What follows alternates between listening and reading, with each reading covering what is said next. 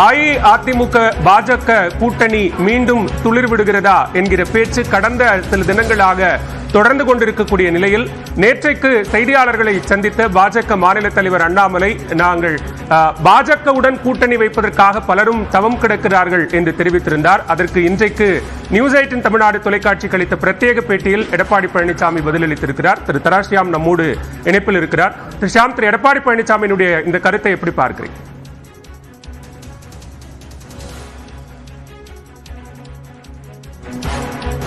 தொடர்ந்து பேசலாம். அஇஅதிமுக தொடக்க காலம் முதலே கூட்டணிக்காக தவம் கிடந்தது கிடையாது, யாருடன் கூட்டணி வைப்பதற்காகவும் தவம் கிடந்தது கிடையாது என்கிற கருத்தை அதிமுக பொதுச் செயலாளர் எடப்பாடி பழனிசாமி நியூஸ் 18 தமிழ்நாடு தொலைக்காட்சிக்கு அளித்த பிரத்யேக பேட்டியில் தெரிவித்திருக்கிறார். திரு ஷியாம், திரு எடப்பாடி பழனிசாமியினுடைய கருத்தை எப்படி பார்க்கிறீங்க? அதிமுக கூட்டணிக்கு பாரதிய ஜனதா கூட்டணிக்கு அதிமுக, இந்த ரெண்டிலும் ஆர்வமே இல்லாத தலைவர்கள், ஒன்று அண்ணாமலை, இன்னொன்று எடப்பாடி பழனிசாமி அவர்கள். அண்ணாமலை அவர்களுக்கும் ஒரு கூட்டணி வைப்பதிலே ஆர்வம் இல்லை. காரணம், அவரே பல வருடங்களாக சொல்லி வருகிற விஷயம்தான். ஒரு தேசிய கட்சி கூட்டணிக்காக எந்த கட்சியும் கைகட்டி நிற்க வேண்டியதில்லை, எந்த கட்சியிடமும் கெஞ்சி கேட்க வேண்டியதில்லை. நாமே வளர்ந்து நம்மை பார்த்து மற்றவர்கள் கூட்டணிக்கு தேடி வருகிற காலம், இப்படிதான் அவர் தொடர்ந்து சொல்லி வருகிறார். நேற்றைக்கு கூட அதைத்தான் சொன்னார், சூசகமாக சொல்கிறார். எடப்பாடி பழனிசாமியை பொறுத்தவரையில் சரிதான். அதிமுக எம்ஜிஆர் காலத்திலிருந்து ஜெயலலிதா காலத்திலிருந்து கூட்டணி கட்சிகளுக்காக தவம் இருக்காது. ஆனால் அதிமுக இரண்டாம் கட்ட தலைவர்கள் கூட்டணிக்காக முயற்சி செய்து கொண்டே இருப்பார்கள். எடப்பாடி பழனிசாமி அவர்கள் ஐவர் குழுவில் இருந்த போது தேமுதிகவோடு கூட்டணி வைப்பதற்கு 2011 காலகட்டத்திலே பெரிய முயற்சிகள் எடுத்தார்கள். திரு பண்டூட்டி ராமச்சந்திரன் தேமுதிகவில் அப்போது இருந்தார். விஜயகாந்த் இல்லை, விஜயகாந்த் தான் முதல்வர் என்று 2010 கடைசியிலே சொன்னார்கள். ஜெயலலிதா அவர்களின் கொடும்பாவியை தேமுதிக அலுவலக வாசலில் எரித்தார்கள். இதுதான் 2011. ஆனாலும் அந்த ஓட்டு தேவைப்பட்டது. அப்போதுதான் திமுகவை ஆட்சியில் இருந்து அகற்ற வேண்டும் என்பதற்காக கடைசியிலே கூட்டணி வந்தது. இதுதான் பழைய வரலாறு. ஜெயலலிதா அவர்களே ஒரு காலகட்டத்திலே 98 காலகட்டம், அது பாராளுமன்ற தேர்தல், அதிலே மதிமுக, பாரதிய ஜனதா, பாமக எல்லா கட்சி அலுவலர்களுக்கு நேரடியாக சென்று கூட்டணிக்கு அழைப்பு விடுத்தார். அவரே போனார். 2001 தேர்தலிலும் அப்படித்தான். தேனாம்பேட்டை அலுவலகத்தில், பாமக அலுவலகத்தில் அவர் ஏறி போன போது எடுக்கப்பட்ட படங்களை எல்லாம் பிரசுரித்திருக்கிறோம். இது 2001 காலகட்டம்.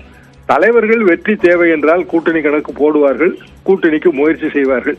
அது தவம் இருப்பதாக இருந்தாலும் சரிதான், அல்லது மறைமுகமாக பேசுவதாக இருந்தாலும் சரிதான். ஆனால் இந்த இடத்துல பாரதிய ஜனதா அதிமுக கூட்டணி இரண்டுக்கும் இடையிலே என்ன ஒரு நெருடல் வருகிறது என்றால், கூட்டணி இடம் கொடுத்தால் பாரதிய ஜனதா பெரிய அளவுக்கு வளர்ந்து விடுமோ, நம்மை கபலீகரம் செய்து விடுவார்களோ என்கிற ஒரு அச்சம் இருக்கிறது, இயல்பான அச்சம் இருக்கிறது.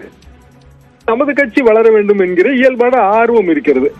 ஆர்வத்துக்கும் அச்சத்துக்கும் இடையே இன்றைக்கு ஒரு இருதலை கொள்ளி எறும்பு மாதிரி, ஒரு பக்கம் வேடன், மறுபக்கம் நாகம். இந்த கிளாசிக் எக்ஸாம்பிள் தான் இது. இதுல யார் வேடன் யார் நாகம்னு புரிஞ்சுக்கணும் திரு ஷியாம்? காலகட்டத்தை பொறுத்ததுதான். இன்றைக்கு நடக்கிற விஷயங்களை பார்த்தா, தமிழ்நாட்டில் நடக்கிற விஷயங்களை பார்த்தா டெல்லி தான் வேடன். வேடனுக்கு தான் எல்லோரும் தப்ப வேண்டும் என்கிற நிலை இருக்கிறது. இடியை விடுகிறார்கள் என்று முதலமைச்சரை குற்றம் சாட்டுகிறார். நாளைக்கு அது வேறு யாருக்கு வேண்டுமானாலும் பிரதிபலிக்கலாம்.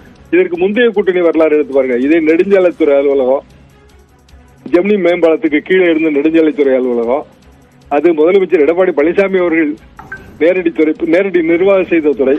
அதிலே ரெய்டு நடத்தப்பட்டது. 5 கோடி ரூபாய் ரொக்கம் பறிமுதல் செய்யப்பட்டதாக சொன்னார்கள். வருடம் என்ன ஆயிற்று? 5 வருடம் 6 வருடம் இருக்கும். அதை பற்றி ஏதாவது பேச்சு இருக்கிறதா?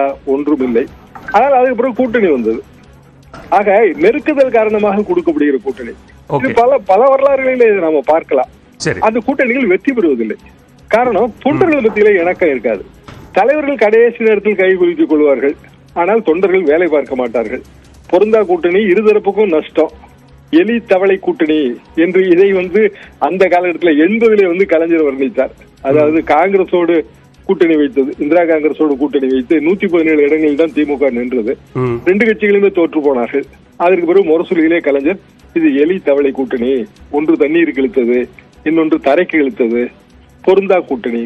அதற்கு பிறகு பின்னொரு காலத்திலே கூடா நட்பு கேடாய் முடியும் என்று சொன்னார். இதெல்லாம் வரலாற்றிலே பதிவான விஷயங்கள் தான். மீண்டும் மீண்டும் வரலாறு திரும்புகிறது. மிக்க நன்றி திரு ஷியாம். இணைப்பில் உங்களுடைய கருத்துக்களை பகிர்ந்து கொண்டமைக்கு நன்றி.